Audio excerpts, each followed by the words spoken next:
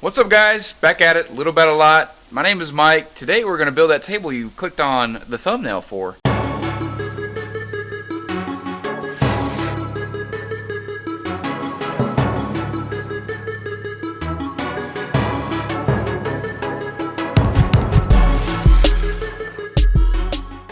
I think we're going to start with the base. We're going to work on to the top. We're going to put it all together. We're going to paint the bottom of it black, and the top of it we're going to stain it. Then we're also going to build the bench that you also see in the thumbnail. Woo, it's a lot of work to do, but we're going to get on it. I cut out most of the material already, and I've also planed it using the wind planer that I just got. If you haven't seen that video, go check that video out. And then I'm also going to be using some of the T-track that I just installed on my workbench here. Also got a video on that one. Check that one out. But most of this right here is all the material we're going to need for the base, and then most of that right there is all the material we're going to need for the tabletop. And all of this is 2x6 material, except for just a tiny pieces of it. As you can see right here, those two pieces are actually two 2x4 pieces laminated together with some screw, with some glue. You know, when you get some 2x4s and 2x6s, they just don't look very good. Well, you know what? Planer takes care of that most of the time. So instead of using my table saw over there to rip these down and cut off the rounded edge part of it, I just use my planer, which really produces a lot more sawdust. And I'm not sure, it's a whole bunch easier,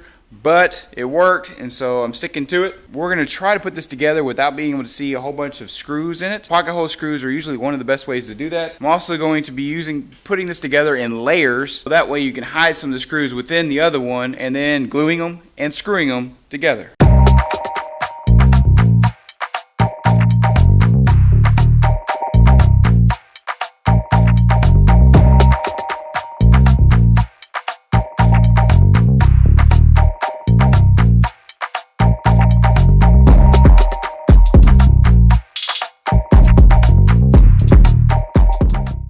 So this table is going to be a 6-foot table by 3 feet wide, and so the base here is obviously going to be smaller than the table because you don't want to be poking out. And then I like to make my bases just a tiny bit smaller, so if you do want to put a chair on the end of the table, you can do that. So for a 6-foot table, I'm making the base 54.5 inches long, 27 inches wide. I can't even remember what I just cut them out at. Like I said, I'm going to build this in layers so you can't see as many screws. So I'm going to build the first layer, then the second layer, and then put the third layer on. And so these are doubled up. And so at the end of it, I'm going to do a 1/2 inch reveal and then a bevel cut here at the end just for decorative detail. No, nothing other than that, but that's what it looks like.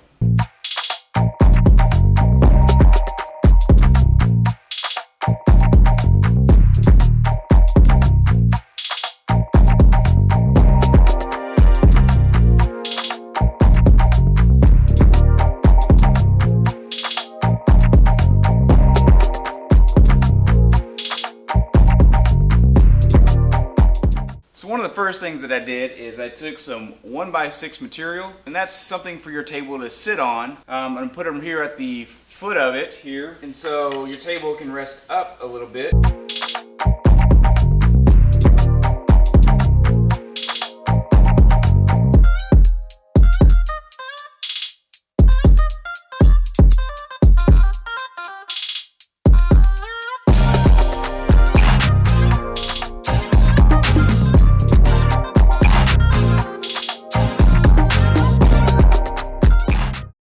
So now that we have the top layer done, so it's just the legs with the pocket hole screws on the back. I have a long piece of wood that comes across here, which is 1 inch wider than these here, so I can have a 1/2 inch reveal on each side. I have an end piece that is also 1/2 inch longer than this board here.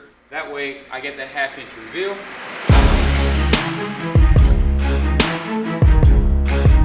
So how I'm going to secure this is just with some 2.5 inch screws,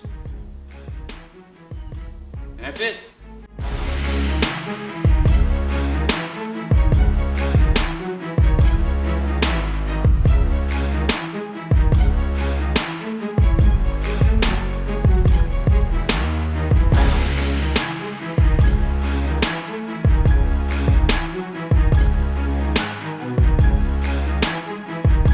Now that we got the base done, it is on to the legs. Basically what I'm going to have is two 2x6s on each side, and then I'm going to have this 4x4, which I made out of two 2x4s. Comes across like so. Another set of legs Another set of 2x6s on this side, and that's going to be my leg support.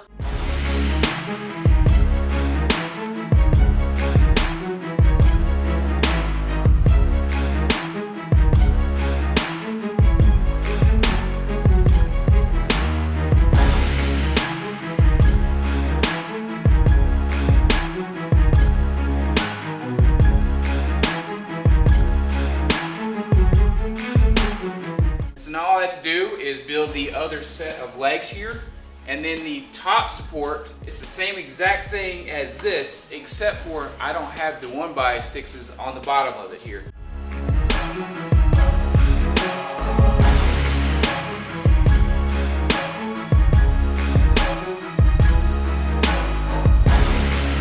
Now I just have to screw it all down. And I think what I'm going to do is turn it back around, pull out all of those screws from the bottom part, and then screw it into the legs, and then put the bottom section back on just to make it easier. Even though it's more steps, you know, you make mistakes, and that's why this channel is called Little About a Lot, because I made so many dang mistakes. I know a little bit about a lot of different things because I make mistakes on just about every project I do, which is fine. Part of it. It's DIY. It's do it yourself. Yourself is an idiot. It's okay. So step 2 in this 3-step process is building the tabletop. And all I'm going to do is take my pieces that I cut out already.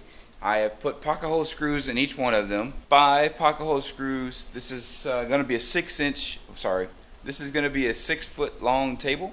It's about 3 feet wide. And so I'm taking 7 of these 2x6s and I'm going to sandwich them together. I'm going to put glue on them, and then I'm going to screw them together using those pocket hole screws. And I'm just going to take these clamps, variety of different types of clamps I got, squeeze them together as good as I can to make them match as well as I can, screw them together, and that'll be the tabletop.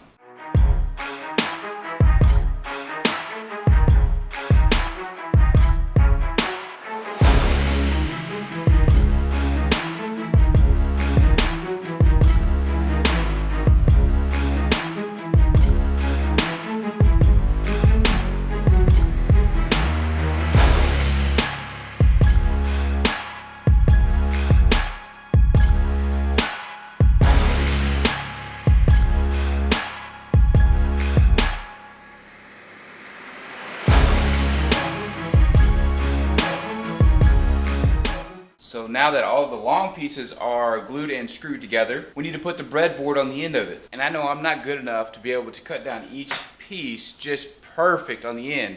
And so what I'm going to do is I'm going to take this straight edge right here, and I'm going to measure out the distance between the end of my guide here and the blade, which is 1 3/8. I'm going to find the shortest piece on each one of these, measure in 1 3/8, find a straight line or a 90-degree edge to it, and just mark that off, put my straight edge down. Then I'm going to take my saw and I'm going to rip it down, and it's going to recreate one good looking piece instead of a whole bunch of individual pieces. And I'm going to end up doing that on this side and that side.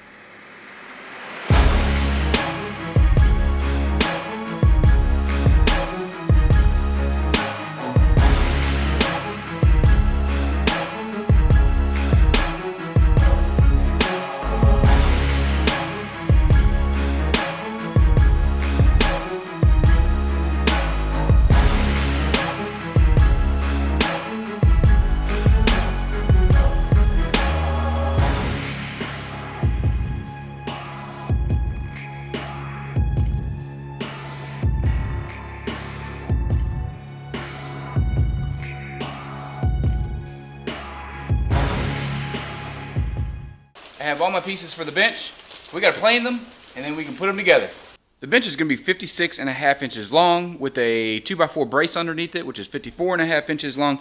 It's going to sit up about 16.5 inches tall, which is about, a normal bench height.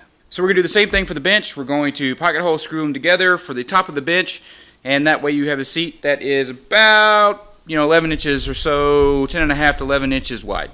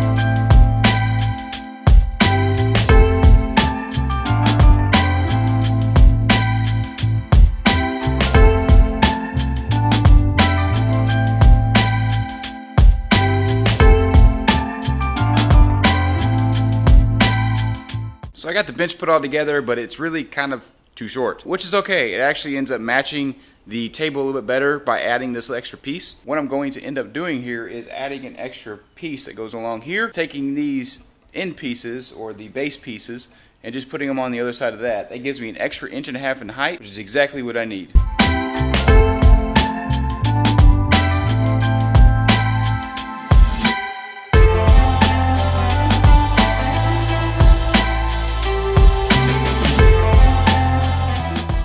So we are almost at that point where we're able to stain it and paint it, but we're actually going to switch it up a little bit.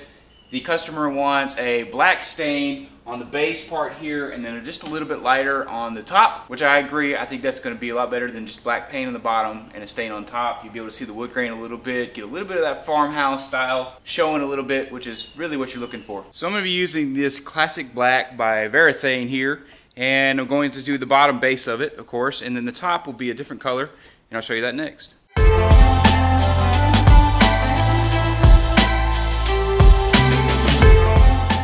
After I got all the stain on there with my brush, which I like to use my brush, you can use whatever you want, an old dirty towel, whatever you want, and I'm just basically wiping it off, and that does a couple different things. One, it makes it dry a little bit faster, and we're highly humid today, so it's going to take probably overnight for this thing to dry. It gets the stain a lot more uniform, takes all those blotches out of there.